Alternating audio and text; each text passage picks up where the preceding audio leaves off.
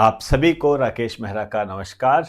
राकेश मेहरा जी के क्लासेस की तरफ से आप सभी का मैं हार्दिक अभिनंदन स्वागत करता हूं। पटवार भर्ती परीक्षा रिजल्ट को लेकर आपके दिमाग में, आपके दिल की धड़कनों में तेजी बनी हुई है।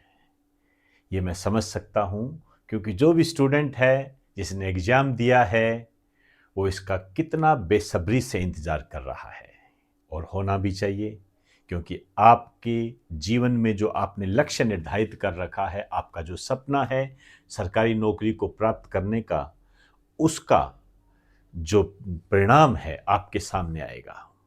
तो दोस्तों, आज आपका रिजल्ट आने की पूरी पूरी संभावना है, मान के चलिए आ ही जाएगा।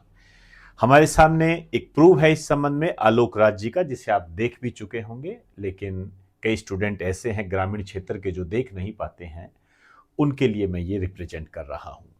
10 दिसंबर में कल से -7 दिन शुरू हो रहे हैं, उस हिसाब से तो कल भी आ सकता है पटवारी रिजल्ट। चलो देखते हैं। तो आप देख पा रहे हो 10 दिसंबर से कल से -7 दिन, मतलब 3 दिसंबर।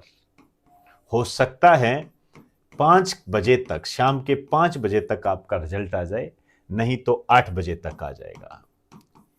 ये पूरी उम्मीद है। देखते हैं आगे की क्या स्थिति है।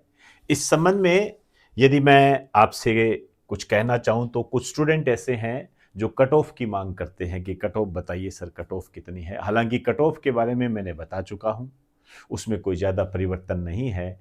फिर भी जैसे एक्स सर्विसमैन हो गया, तलाकशुदा महिलाएं होगी, उस पर हम कुछ बात कर लेते हैं। और हाँ, ये ध्यान रखें कि ये जो कट ऑफ है ये संभावना पर आधारित है, अनुमान पर आधारित है, और ये एक एनालाइज होता है। ये एनालाइज गलत भी हो जाता है, ऐसा कुछ भी नहीं है। आप लाइब्रेरियन के संबंध में देख सकते हो कि कट ऑफ एकदम से कितनी जंप कर गई। ऐसा नहीं है कि लाइब्रेरियन पहला एग्जाम है।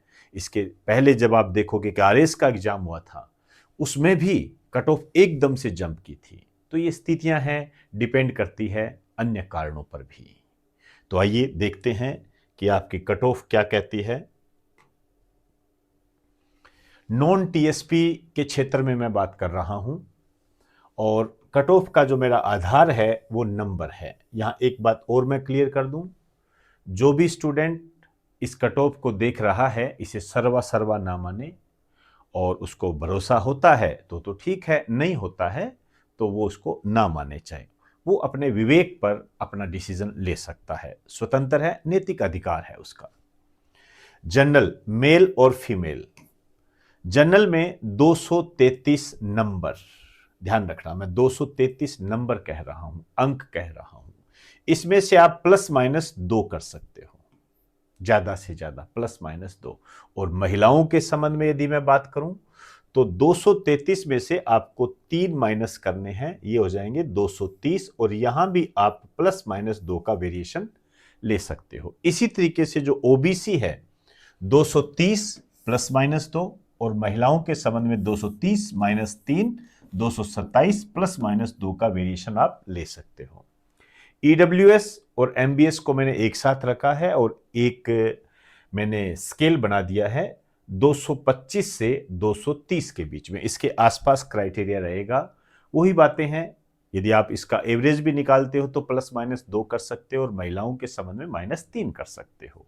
आप जानते हो इस संबंध में। एससी और एसटी के संबंध में आपके सामने है 217 नंबर। 217 में ±2 का वेरिएशन, और महिलाओं के संबंध में जो एससी महिला है 217 में -3 215 214। आप ये वेरिएशन ले सकते हो इसके अंदर भी ±2 का।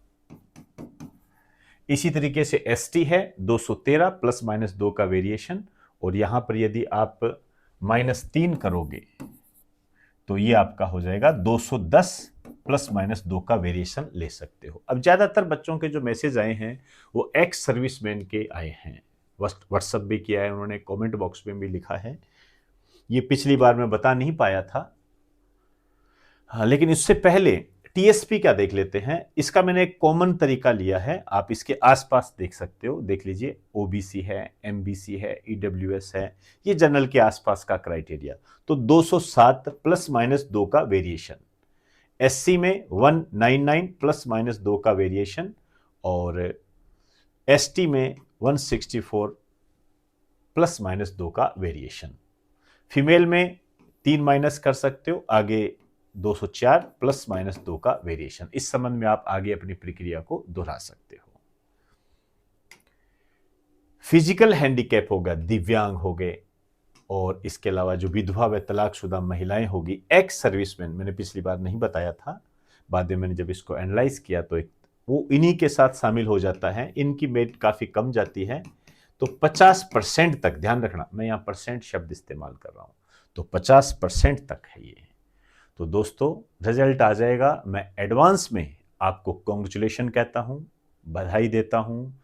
जो बच्चे सिलेक्ट हो अपने भविष्य को अच्छा बनाएं, समाज में एक अच्छा नाम करें।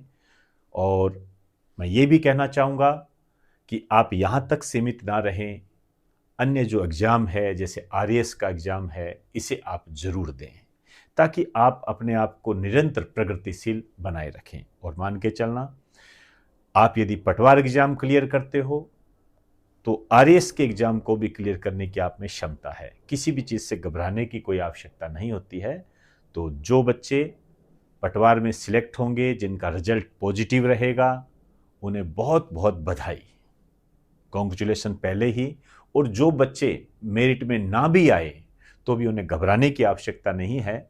हम अपनी हार से भी सीखते हैं, हम अपनी असफलता से भी सीखते हैं। वापस खड़े हो जाइए और चल पड़िए। वैकेंसीज की कोई कमी नहीं है, बस आपने जो गलतियां की थी उन्हें पहचानिए और एक नए सिरे से, एक नए रूप में अपनी पुरानी गलतियों को ना दोहराते हुए एक नया मुकाम प्राप्त करने की तरफ चल पड़े। और मान के चलना, आप जरूर सक्सेस होंगे। ये नहीं तो नेक्स्ट, किसी रूप में आपको निराश नहीं होना है, चलते रहना है।